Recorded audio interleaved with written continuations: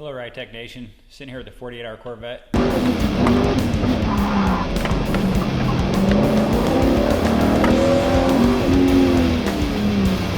Just got back from Bowling Green where we put the finishing touches on 2017 Good Guys Points Championship.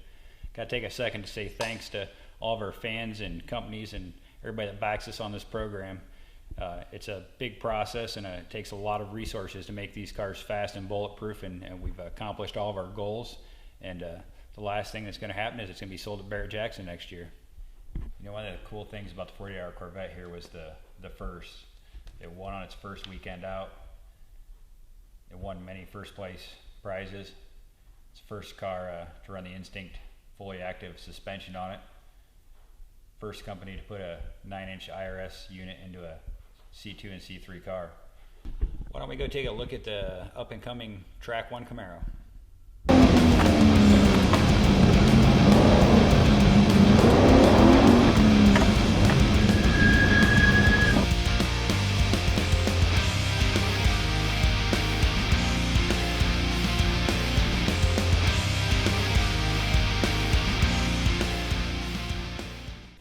In this segment of building the Camaro, I want to go over some key things and issues here. One of the questions we get asked all the time in the pits is, what can I do to improve my car? And some of the simpler things you can do is driver ergonomics. Everybody wants to go out and autocross their car and they have a seat in there that they can't get belted in tight, or they're shifting side to side. The G-force loads on these cars are getting higher and higher. You know, well over a 1G is normal in these cars. So one of the things you can do is put a rigid seat in. You get a rigid seat in your car and your shoulders aren't moving. If your shoulders aren't moving, your hands aren't moving. That will help you as a driver. In this car particularly, we're going to run wheel whip pedals. We chose a forward swing, true bar, balance bar setup in the car. And they've got reverse mounts as this one here. And on this particular setups, they take individual master cylinders. In this case, they would swing forward and the masters would come at you, which keeps it on the car, which is kind of nice. But on our car with a factory steering column and the dash, we just don't have room, and accessibility for the reservoirs would be tough. But with the balance bar setup here, we can dial the master cylinders right and left, which sets brake bias.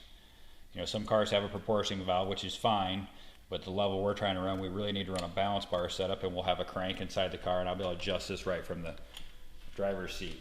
A lot of guys will choose to run a floor mount pedal, and these work great a lot in the room.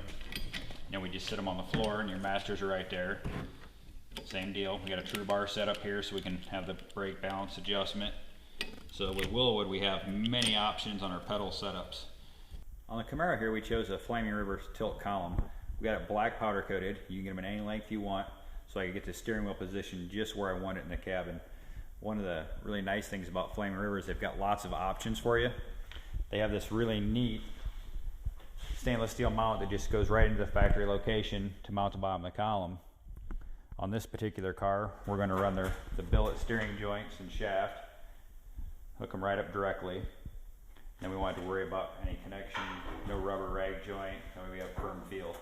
Another option they have for mounting the steering column is you can run their ball style here, where you fill the firewall in, mount this, and that makes a really nice installation. On the Camaro, we installed the Tiger cage from Ridetech in it.